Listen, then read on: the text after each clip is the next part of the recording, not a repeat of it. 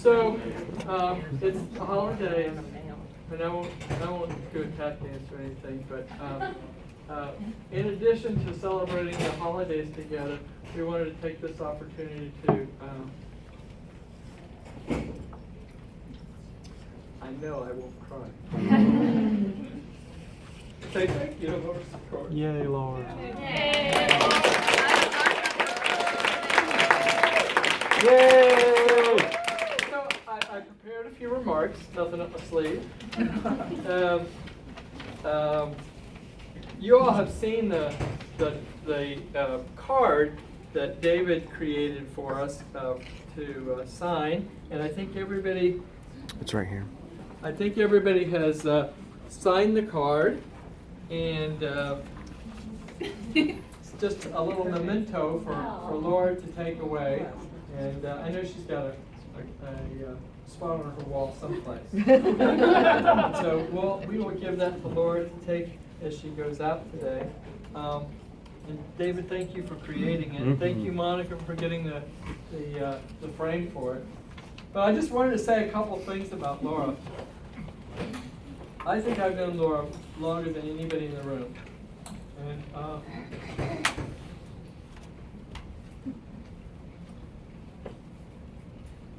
Well, we met in 1993. 1993. I was in or maybe I had just finished my PhD, and I was working at the School of Nursing. Laura was already there, and we started teaching fundamentals together, and we were co-teaching a course, and I got to know her, and it was fun. Laura, I'll just tell you this one little thing about how she would teach this course. She taught sex education to nursing students. And one of the first things she would always say is, I want you to tell me all the possible words to describe a man's genitalia. And then everybody, single word. You can only use one word. And so you can imagine the stuff. And then she did the same thing for female genitalia. And then so that kind of broke the ice, and everybody went on. Then she laid down the law and told them all about STDs. So that's kind of how Laura was. She always just kind of, was avant-garde. She would just, do things that were. She was just, would do things that were just not the norm, and everybody loved her for that. After the time we spent in the nursing school, and I got fired. She didn't get fired. I did, but I decided I was going to go back and get a nurse practitioner certificate, and so I went into a program in Huntsville to do that. But when I got to my clinicals, I needed some place to go to do my pediatrics, and Laura was working at the notorious Norrell Rural Health Clinic out in Pell City. And it was notorious. And it was notorious Norrell Rural Health Clinic. I won't tell you all of the things that I got to see while I was there, but I will tell you my eyes were open. And I grew up on a farm seeing all kinds of stuff. So she was gracious enough to invite me to come out to the clinic there and do my pediatric rotation with her. And she was just so gracious, and she taught me a lot. And we enjoyed the camaraderie of the time, as well as all the education and pearls and wisdom that she bestowed upon me while I was with her. It was about that same time that Dr. Sag had invited me to become the administrative director of the 1917 clinic here. And he and I were talking about what it would be like to have a nurse practitioners in the clinic. And so I told him about this really cool chick that I had knew, and that I thought that she would make a really great addition to the staff here. And so he said, sure, make it happen. And so, he used to say that to me all the time, make it happen. So I talked with Laura about it, and she said she thought that sounded like it might be something cool, a nurse practitioner for HIV patients. Mm-hmm. And those are back in the days when we were having 2 and 3 people die every Mm-hmm. week. But she was avant-garde. She was, we'll try this. We got to be able to do something. And so I said, the only thing is, we don't have any positions for nurse practitioners at the clinic. So would you be willing to come and be a nurse for a while I make it happen, create these nurse practitioner positions? And she did. And she said, yeah, I can be a nurse. She said, I am a nurse. And so she came over, and I think she worked with Carol Lynn a little bit. I see Carol came in. Welcome. Thank you. Yay, Carol. You are awesome. So, so she came over and she worked with the nurses for a while, and then we got this nurse practitioner job created, and so I think your actual first day here was January the 2nd, 1996. Mm-hmm. And so she missed it by that much, as Dr. Sag would say, in terms of 20 years at 1917, but pretty doggone close. So we're celebrating 20 years with you. Yay. Laura has had a great career as a nurse. She was originally educated as an English major. She has a BA in English from Berkeley, UC Berkeley, and then that was, I think, like in 80, and then in 82 you did your BSN here at UAB, and she wasted no time and went back immediately and got a master's in nursing, and I think you finished that in like 86 maybe. Yeah. And so, and as most of you know, she's working on another master's in fine arts right now, which you'll probably complete.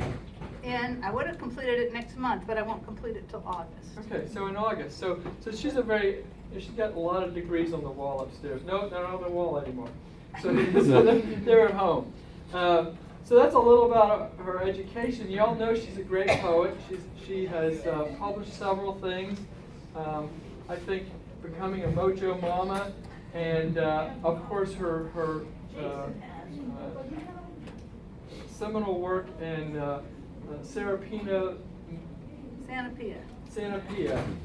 which has been as a playwright, and that has been performed many times, both locally and nationally. And so she's continuing. She's got lots to do after she retires. Throughout the years, Laura's been a real friend to 1917. She's given countless hours to patient care. She's been a great help with the patient advisory board. She was the quintessential person for student physician assistant trainees throughout the last 10 years. I don't even know how many physician assistants you've trained. So, and then of course, just being such a great person to work with and to rely upon and colleague to share and grow with. In the early days, we spent a lot of time crying. Mm-hmm. Not that we don't do that. we had a lot of people dying back then. Yeah. So, but we got through that. And then we saw heart, and we saw lots of dogma, and been through a lot of changes with HIV care. So I just can't imagine what these last 20 years of my life would have been like without Laura. Mm-hmm. Thank you. Thank you for who you are. Thank you. So I hope you will have many years of good memories of 1917. I understand you were asked to do a reading for us today. I was. And so maybe you can say a few things if you'd like to. Okay, and I'll just do do the reading. that. Okay. That's what I'm going to do. Listen, thank you so much, Jim. Yay!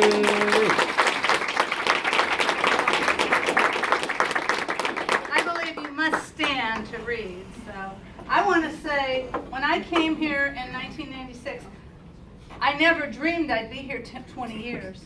But once I'd been here for a while, I realized there was not a single place in the world that I'd want to work as a nurse practitioner besides here. Because of the camaraderie here, because of the leadership of Dr. Raper, who makes it possible to be a nurse practitioner here and be respected totally, just like the physicians, really. You know, he's created this, and I couldn't leave.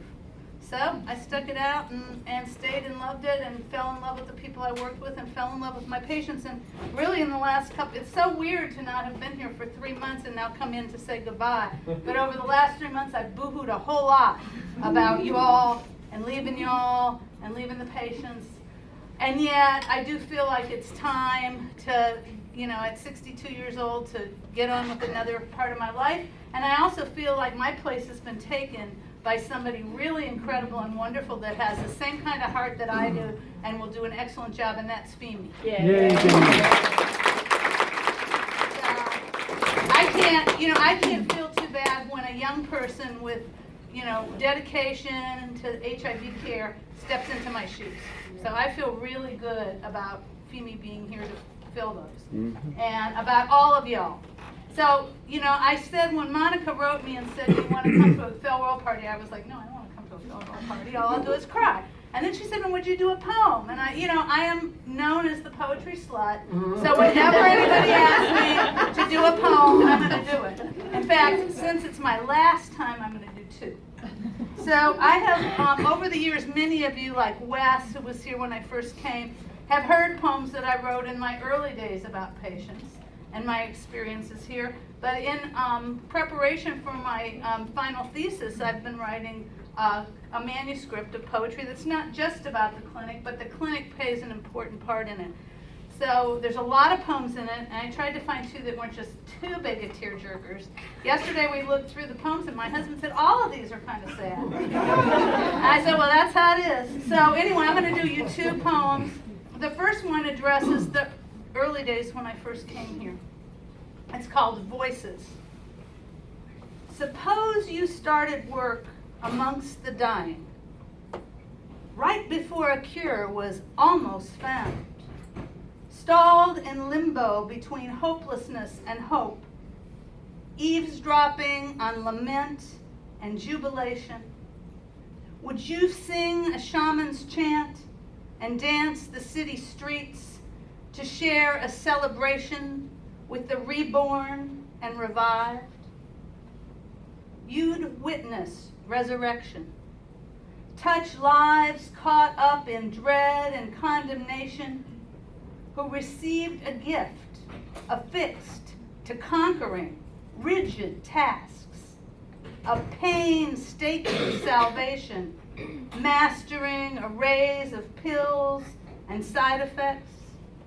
Yet even hugs and teaching could not save them all. Funerals called you to tiny brick chapels with fierce gospel choirs and housing projects, to suburban megachurches, and to Sugar Hill Baptist, where dark ladies in white gowns and gloves embraced the mourners, dried their tears, but never gave a voice to death by AIDS. Okay. Now, the next poem I wrote, I've written poems about my patients over the years, but recently, I think it was last winter when I was, I've been plugging through writing poetry for my program. I had watched the film A Normal Heart and another documentary on the author of The Normal Heart, whose name I can't come, Larry Kramer. And I realized watching these films, nobody ever really addresses the fact that there are tons of women surviving with HIV in this world. They always look at the men. And I was kind of a little bit like, I've had not to say that I have not got a really deep heart for the men I've cared for, but the women's voices have been silenced in this epidemic, and I wanted to write a poem for them. And also this poem was inspired by many of my patients, so this is the one I decided to do for you. It's called For Women Living with HIV. survivors with spindle arms and sofa bellies, whose lovers died when they were young, who toiled and raised their kids in isolation. Some grew that extra neck of choking fat the early meds gave. Some cannot retire, sunk so deep in drug debt's mire. Most dismissed many years ago any dreams of sensuality and struggled daily to keep their status secret. Here's to the women who nurse their families unbeknownst, keeping church offices, doctors' practices afloat, who made art, built monuments to heroes, saved their schools, rescued baby turtles, but turned from receiving love, fearing the rejection of disclosure.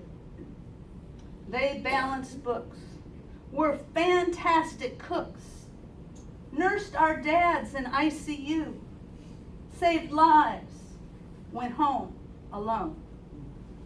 Some told their families and were demoted to a lonesome paper plate beside the Christmas china, despite working nights to pay a niece's tuition. They sang soprano in choirs, fed shut-ins, counseled addicts, and braided hair. Here's to the survivors no one praises, who live in hiding. And here's to those who broke the bonds of silence, who stepped outside, inspiring others to live freely, no longer censured by self, no longer hostage to HIV. See them shine with luminosity. Yay!